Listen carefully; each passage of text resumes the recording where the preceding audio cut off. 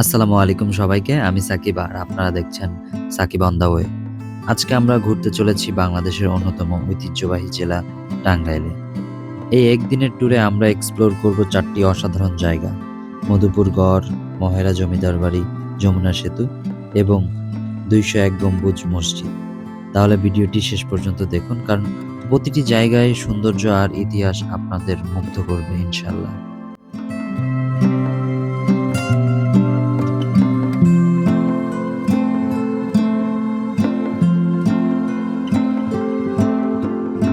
দীর্ঘ পথ পাড়ি দিয়ে আমরা পৌঁছে গিয়েছি মধুপুর গড়ে।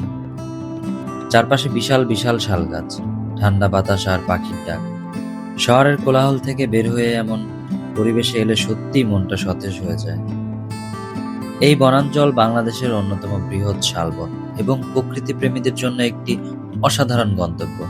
আমি আগে না আসলে সত্যিই বুঝতে পারতাম না। এখানে এসে অবশ্যই সময় নিয়ে বনপথে হাঁটবেন, চারপাশের প্রকৃতি উপভোগ করবেন এবং সুন্দর কিছু ছবি তুলতে অবশ্যই ভুলবেন না। আপনি যদি প্রকৃতিকে ভালোবাসেন তাহলে অবশ্যই একবার হলেও এখানে আপনার আসা উচিত। এখানে দেখতে পাচ্ছেন যে কিছু ব্রিজের মতো, এগুলো মূলত হচ্ছে বানর পারাপারের জন্য। এটা হচ্ছে টাঙ্গাইলের যেই বন বিভাগ থেকে এটা মূলত দেওয়া হয়েছে। বন জঙ্গলের সৌন্দর্য শেষ করে এখন চলে যাব জমিদার বাড়ি দেখতে।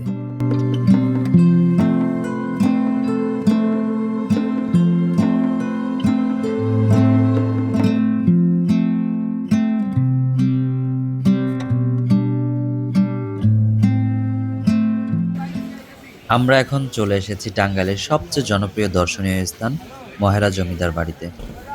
দূর থেকে এর বিশাল প্রবেশদ্বার চোখে পড়ে। ভেতরে ঢুকতেই রাজকীয় পরিবেশ অনুভব করা যায়। পুরোনো দিনের স্থাপত্য, সুন্দর বাগান, বড় বড় ভবন, সব মিলিয়ে মনে হবে যেন ইতিহাসের ভেতর চলে এসেছি। এখানে ছবি তোলার জন্য অসংখ্য সুন্দর স্পট রয়েছে। যারা ইতিহাস আর স্থাপত্য ভালোবাসেন তাদের জন্য এই জায়গাটা একদম পারফেক্ট।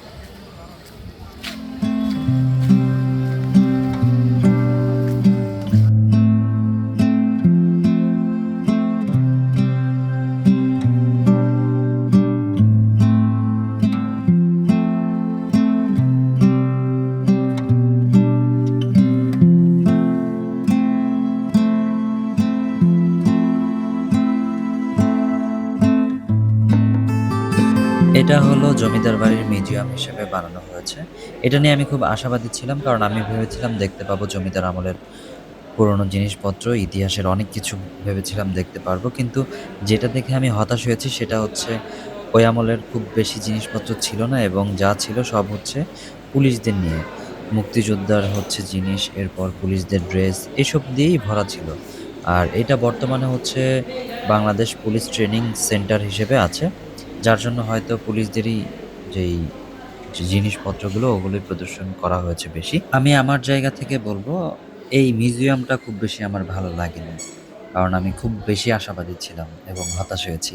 যাই হোক, আমরা হচ্ছে এই মিউজিয়ামটা ঘুরে টুরে শেষ করে আমরা চলে যাব যমুনা সেতুর দিকে।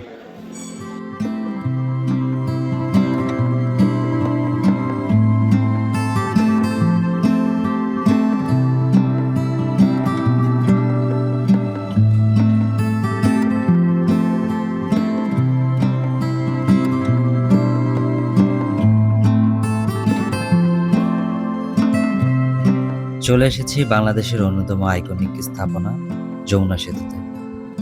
বিশাল যমুনা নদীর উপর দাঁড়িয়ে থাকা এই সেতু শুধু একটি যোগাযোগের ব্যবস্থা নয়, এটি বাংলাদেশের উন্নয়নের প্রতীক। রোদের আলোয় নদী আর সেতুর দৃশ্য সত্যিই অসাধারণ লাগে। যখন আপনি এই দৃশ্যটা নিজের চোখে দেখবেন তখন শুধুমাত্র বিষয়টা উপভোগ করতে পারবেন অথবা ফিল করতে পারবেন। এখানে দাঁড়িয়ে কিছুক্ষণ নদীর দিকে তাকিয়ে থাকলে মন ভালো হয়ে যায়। সত্যিই অসাধারণ একটা জায়গা।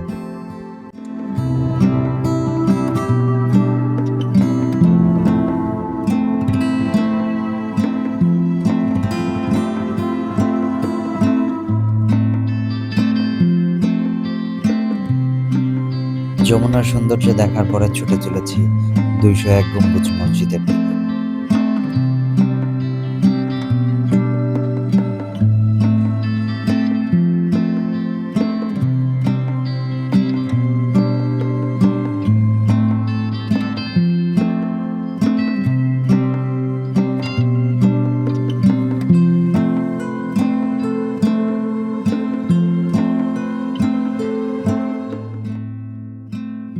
আজকের শেষ গন্তব্য ২০১ গম্বুজ মসজিদ।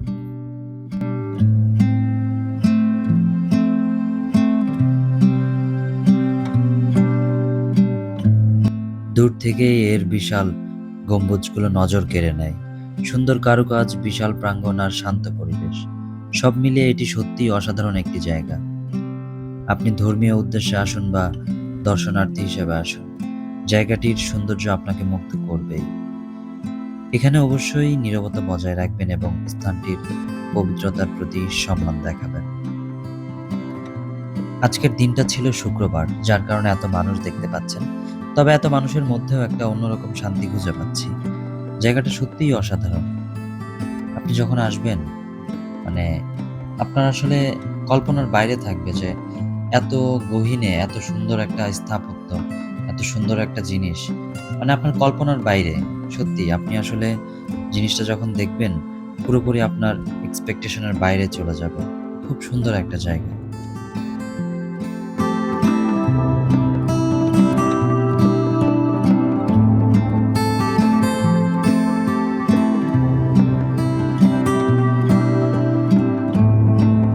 মসজিদের ভেতরে ঢুকলেই বামে একটা সিঁড়ি দেখতে পারবেন। আর আমি এখন সিঁড়িতেই উপরে যাব, উপর থেকে ভিউটা দেখার জন্য।